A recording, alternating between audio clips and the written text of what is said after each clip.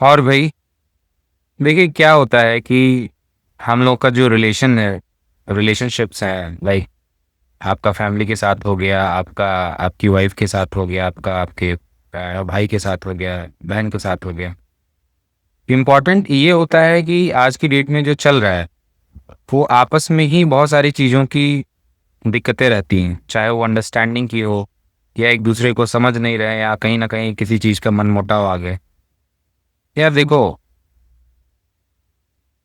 Education बहुत ज़्यादा ज़रूरी है और सही एजुकेशन, राइट। आप जितने भी डेली अपने दिमाग में डाइट दे रहे हैं, थ्रू आप रील्स देखते हैं इंस्टाग्राम या मूवीज़ देखते हैं या कोई भी सिनेमा, तो ये जो सस्ता इंटरटेनमेंट आप कंज्यूम कर रहे हैं अपने दिमाग में, जो आप अपने दिमाग को जो डाइट दे रहे हैं, वो आपका जो सस्ता एकदम घिसा पिटा जो कंटेंट आप कंज्यूम करते हैं, वो आपको क्या सिखाएगा?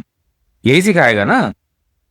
जैसे आपका रिलेशनशिप जो चल रहा है, तो अपने आप पे ध्यान दीजिए, दूसरा क्या कर रहा है, कैसा कर रहा है, वो इम्पोर्टेंट अभी है नहीं, राइट। और कहीं मैंने पढ़ा था कि जो भगवान है, राइट, एक कोटेशन था, even a single blade of grass can not move without his will. मतलब घास का एक पत्ता भी नहीं हिलता बिना ईश्वर की मर्जी के, बिना भगवान की मर्जी के। तो यार क्या मतलब मचा रखा है ये सब चीजें फालतू की, राइट। वो उनसे नहीं बात कर रहे हैं, उनका उनसे दिक्कत है, उन पर नहीं चलने वाला है यार। 4 दिन की जिंदगी है, सही में यही है, इंपॉर्टेंट यही है। अभी जो है जी लो एक साथ, ये नहीं काम आएगा। यहाँ से चला जाता है आदमी, अभी समझ है अपनी अंडरस्टैंडिंग बढ़ाने का, अभी अभी क्लियर हो गए तो क्लियर हो गए, नहीं तो फिर रह जाती है चीजें। करेक्ट। सो इतना ज़्यादा ये सब चीज़ों में नहीं है कि कंपेयर कर रहे हैं, उन्होंने ऐसा कर लिया, उन्होंने ऐसा कर लिया, वो ज़्यादा पैसा कमा रहे हैं, वो कम कमा रहे हैं। It is not about the thing which you are thinking or you are talking about. It is about you, how you think yourself, right?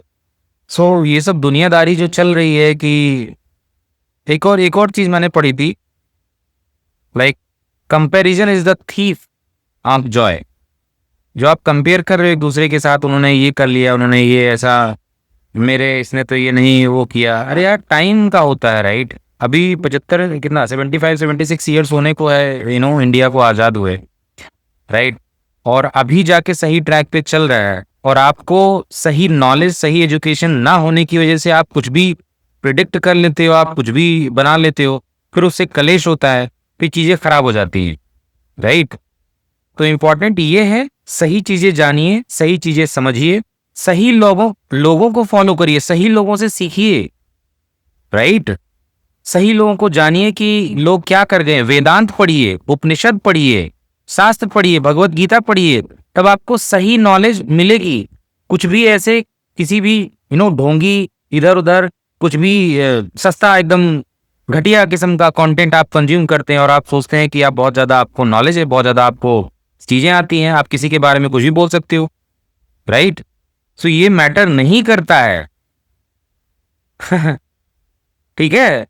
तो इम्पॉर्टेंट यही है कि सही चीज जानिए, सही चीज समझिए, सही चीज पढ़िए, तब आप किसी को कुछ बोल सकते हो या आप किसी लायक हो। सामने वाला आपको बोल नहीं रहा है या कुछ नहीं बोल रहा है, तो इसका ये मतलब नहीं है कहीं ना कहीं उसने चीजें फॉलो करी हैं, उसने वेदांत पढ़ा, उसने उपनिषद पढ़ा। सब छोड़िए, रामायण देखिए। आप दिन भर राम राम करते हो, श्री राम इस देश की धड़कन बन पाए, क्यों? क्योंकि उन्होंने, वो जो आम आदमी था, वो चीजें उनसे कनेक्ट हुई। और आप श्री राम दिन भर करते हो या इधर उधर फालतू बातें करते हो। श्री राम से आपने एक ऐसी चीज सोच लीजिए जो आपने भगवान श्री राम से एक चीज अपनी लाइफ में अप्लाई की है, एक चीज, सिर्फ एक चीज। Think about it.